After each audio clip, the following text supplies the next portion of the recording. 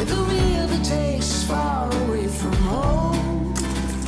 Time to ponder, feel the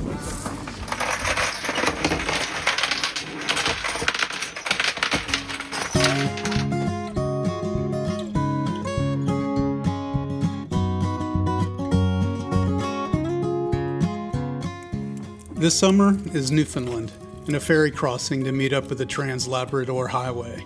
Weeks of serious remote travel for us. Everything we depend on, lights, refrigeration, water pumps, communication for remote work, all on batteries.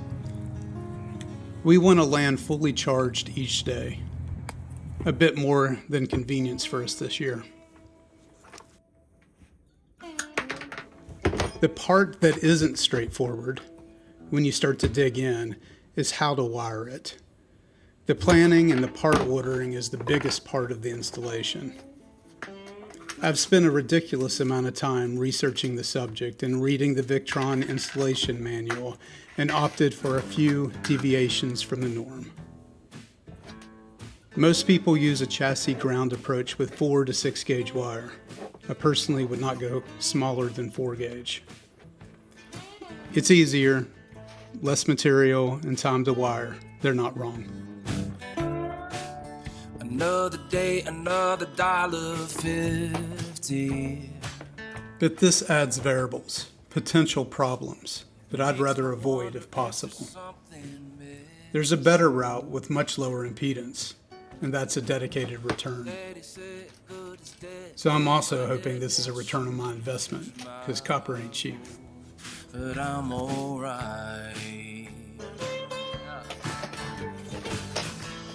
Hey, ma, you don't need to worry. I know you want me to hurry up and get my education. Believe it or not, the 2 gauge marine wire is easier to deal with than the white 4 gauge wire you see here.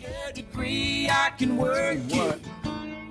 I'm a study in the silver bullet. I got a barstool career. We're running 2 gauge marine wire for both the positive and negative, the full length of the truck, and then stepping down to 4 gauge for the Anderson connection.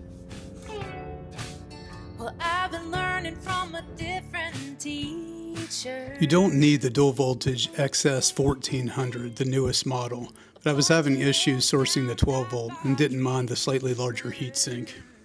I'm planning to mount the DC to DC controller in the Airstream electrical bay and land the output from the controller on the 12 volt DC bus shown here.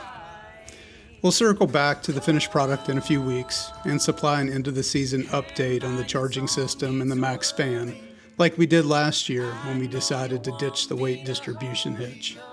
My son and I have a backpacking fishing trip coming up, and then the first downhill mountain bike race of the year, and then back to the DC to DC, some Airstream prep before we head out into the great wide open. Thanks for watching.